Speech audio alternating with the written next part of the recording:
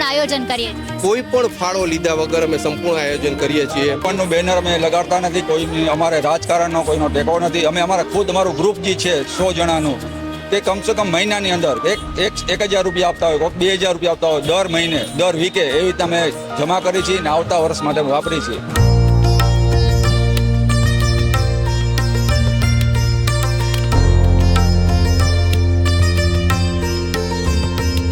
નમસ્કાર દર્શક મિત્રો, આપની સાથે હું આકાંક્ષા ગોંડલિયા. તમે જોઈ રહ્યા છો હવે રાજકોટ.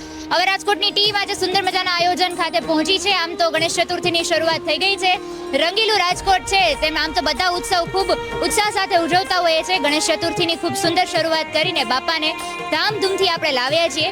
તો અહીંયાનું શું ખાસ આયોજન કરવામાં આવ્યું છે, આયોજન વિશેની શું માહિતી છે, એમના આયોજકો પાસેથી જાણશું. સર, સ્વાગત છે તમારું હવે રાજકોટ પર. કેમ છો? સૌથી પહેલા તો સંપૂર્ણ આયોજન નામ શું છે અને આયોજન વિશે શું કહેશો? મારે સંકલ્પ છે ગણેશ ગ્રુપ છે અમારા ગ્રુપનું નામ, અને આ આયોજન છેલ્લા 20 વર્ષથી અમે બધા કરીએ છીએ સાથે મળીને જ. એ ગણપતિ દાદાની કૃપા રહીએ બધા માથે, અને એમનું નામ સંકલ્પ સિદ્ધ ધામ આપવામાં આવ્યું છે. કારણ કે અહીંયા કોઈ પણ વ્યક્તિ, કોઈ પણ ભાવિક ભક્ત આવે છે અને હૃદયથી સાચા ભાવથી જ્યારે દાદાના દર્શન કરે છે, પૂજા આરતી કરે છે અને એના મનના જે કંઈ પણ સંકલ્પ લે છે એ સંકલ્પને સિદ્ધ કરવા વાળા અમારા ગણપતિ દાદા. વાહ, ખૂબ સુંદર. કેટલા આયોજકોની ટીમ હશે? અમારે એમ તો ઘણા બધા છે, બરાબર, પણ મેન તો 150. 80 થી 85. હા, આપણે આ તમે સંપૂર્ણ આટલું સુંદર આયોજન છેલ્લા ઘણા વર્ષોથી કરતા હશો, તો આયોજનની શરૂઆત કેટલા સમય પહેલાથી કરતા હશો, તૈયારીઓ ને બધું? તૈયારીઓ તો છે ને અગાઉ 6 મહિનાથી થઈ જાય છે. આમ તો એમ કહેવાય કે ગ્રુપના બધા છે, આ વર્ષ પૂરું થાય એટલે આવતા વર્ષની તૈયારી તરત જ નેક્સ્ટ ડે થી ચાલુ થઈ જ જાય છે. અરે વાહ. ત્યારથી આયોજનનો ઉત્સાહ, અને હવે આવતા વર્ષે આ કરશું, આવી રીતે કરવું છે, આમ ગોઠવવું છે, એ બધી વાત ચર્ચાઓ ચાલુ થઈ જાય. ભક્તોનો પ્રવાહ કેટલો રહેતો હોય છે, એમનો ઉત્સાહ કેવો છે? ભક્તોનો પ્રવાહ અવિરત જ હોય છે, સતત ચાલુ જ રહે છે ભક્તોનો, અને એ બધાનો ઉત્સાહ બહુ સારો છે. સર, તમારું નામ શું છે? ચેતન મહેતા.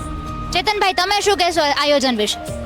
બેન, એમાં એવું છે, અત્યારે આટલા વર્ષોથી અમારું આખું ગ્રુપ સંકલ્પિત ધામ જે છે ગણેશજીની પૂજા અર્ચનામાં સંકળાયેલું છે, બરોબર.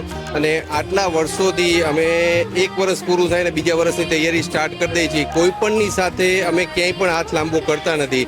બધાનું યથાશક્તિ મુજબ યોગદાન આપીએ છીએ, અને ગ્રુપમાં જે કાંઈ ફાળો કરીએ છીએ એમાં મેક્સિમમ કેટલા અપડેટ લેવા, નેક્સ્ટ યર કેટલું વધારાનું ઓલું કરવું, એ પ્રમાણે અમે આ બધા નિસ્વાર્થ ભાવે અહીંયા સેવાકીય આયોજન કરીએ છીએ.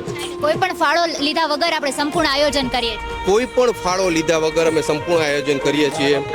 હા, બેનર માર્યા વગર કોઈ પણનું બેનર અમે લગાડતા નથી, કોઈ અમારે રાજકારણનો કોઈનો ટેકો નથી. અમે અમારા ખુદ અમારું ગ્રુપ જે છે 100 જણાનું, તે કમસે કમ મહિનાની અંદર 1,000 રૂપિયા આપતા હોય, કોઈ 2,000 રૂપિયા આપતા હોય, દર મહિને દર વીકે એવી રીતે અમે જમા કરી છીએ અને આવતા વર્ષ માટે વાપરી છીએ. અમે કોઈ પણ દુકાનવાળા આગળ કાંઈ પૈસા લેવા જતા નથી. અમારે કોઈ સ્પોન્સરશિપ છે જ નહીં. જે ગ્રુપ છે એ લોકો જ બધા ભેગું કરે છે. રીતના સભ્ય દર મહિને જે કંઈ એની આમદની આવતી હોય એમાંથી દાદાનો ભાગ કાઢી લે છે, અને દર મહિને એ રીતે ભંડોળ ભેગું થાય છે. મ્યુઝિક સિસ્ટમથી માંડી અને જેટલું ડીજે સિસ્ટમ જે છે એ હાથમેળે બધા શીખી, બધા આયોજન કરી, ઇવન ટ્રકથી માંડી ડીજે સિસ્ટમ, ગાવાવાળાથી માંડી અને આયોજકો સુધીનો જે કાંઈ પણ લાઇટિંગ નો ખર્ચો છે એ બધો સ્વમેળે અમે ઊભો કરી, અને ખર્ચો બહારગામથી લોકો અહીંયા અમને સેવા દેવા માટે આવે છે. શું વાત છે! બહારનું તમે આપ જોવો છો, આજ આવી રીતના અવિરત પ્રવાહ જે છે અત્યારે 8 વાગ્યાથી ચાલુ કરીને રાતે 12 વાગ્યા સુધી કન્ટિન્યુઅસ ચાલુ રહેશે. અમારા 2-3 આયોજકોના સ્વયંસેવકો એવા છે કે જે ડેઈલીના ઓછામાં ઓછા 50 થી 70 કિલો લાડુ બનાવી અને પ્રસાદીમાં સેવા પાઠે. એટલે આટલી 50 થી 70 કિલો શુદ્ધ ઘીના લાડુ આપ જોઈ શકો છો, ત્યાં કેટલા થાળ લાગેલા છે, અને આમ તમે જોઈ શકો છો કેટલી લાઈનો છે. એ બધા મુજબ જે છે એ સેવાકીય, એ દાદાની દયા છે કે અમે બધા આ સેવાનો લાભ લઈ છીએ. ને આમ તો કાર્યક્રમો પણ આયોજિત થતા હશે બીજા અલગ અલગ? દરરોજના અલગ અલગ રાસ ગરબાથી માંડી અને ડાયરા સુધીના અલગ અલગ, અને સંધ્યા આરતી, એ બધી જ વસ્તુ જે છે અલગ અલગ ડેઈલીના 10 દિવસના પ્રોગ્રામ હવે ફિક્સ જ હોય છે. હા, આમ તો આટલી સરસ માહિતી જાણ્યા પછી દર્શકોને પણ એમ થતું હશે આપણે એક્ઝેક્ટ એડ્રેસ શું છે આપણા આયોજન? આપણે એક્ઝેક્ટ એડ્રેસ છે સ્ટર્લિંગ હોસ્પિટલની સામે એસકે ચોક આવે ને ત્યાંથી અથવા જાસલ પાર્ટી પ્લોટની બાજુમાં જે રસ્તો જાય છે એસકે ચોક કહેશો ને એટલે ત્યાં બધા રોડ પરથી મંડપ લાગેલા જ છે. ત્યાં ઓટોમેટિક ગાંધીગ્રામ એસકે ચોક. એટલે ગમે એ બતાવી દેશે. હા એ તો ઘણા લાંબા સમયથી છે એટલે પ્રખ્યાત છે એકદમ. ગાંધીગ્રામ એસકે ચોકના ગણપતિ કયો એટલે ગમે એ બતાવી દેશે.